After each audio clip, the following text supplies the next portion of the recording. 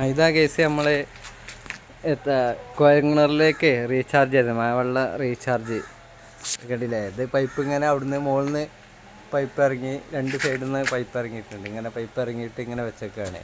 പിന്നെ ഇവിടെ ടാങ്ക് വെച്ച് അവിടെ വയ്യിട്ടേക്കാണ്. ഇത് കണ്ടില്ലേ, വയ്യിട്ട് ഇതിലേക്ക് ടാങ്കിക്ക് കൊടുത്ത്.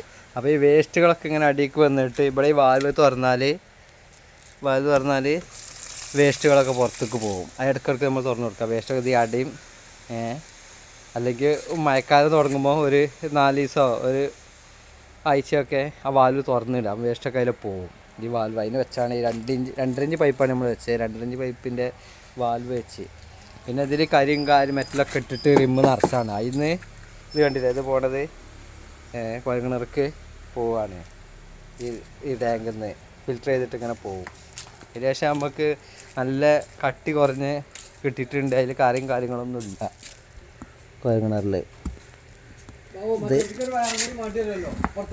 കണ്ടില്ലേ, ഇതിലേക്ക് ഇങ്ങനെ ചാടും വെള്ളം കുഴൽക്കിണർക്ക്. ഇപ്പോൾ കുഴൽക്കിണറിൻ്റെ വെള്ളവും വേനൽക്ക് നല്ല വെള്ളവുമായി,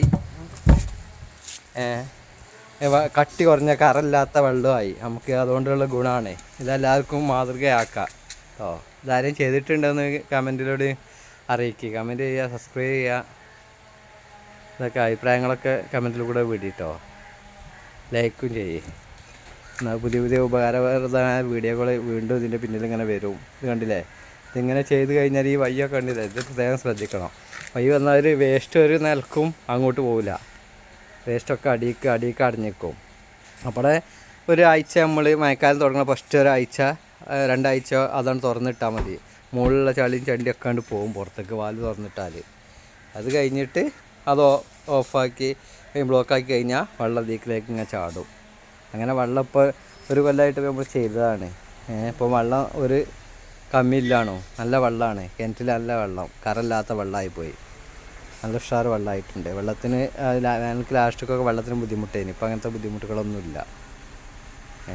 അപ്പോൾ നിങ്ങൾ സബ്സ്ക്രൈബ് ചെയ്യുക, ലൈക്ക് ചെയ്യുക, കമൻറ്റിലൂടെ വിവരങ്ങളൊക്കെ അറിയിക്കുക, അഭിപ്രായങ്ങളൊക്കെ അറിയിക്കുക. എന്നാൽ പുതിയ ഉപകാരപ്രദമായ വീഡിയോകൾ ഇനിയും പിന്നിൽ വരും.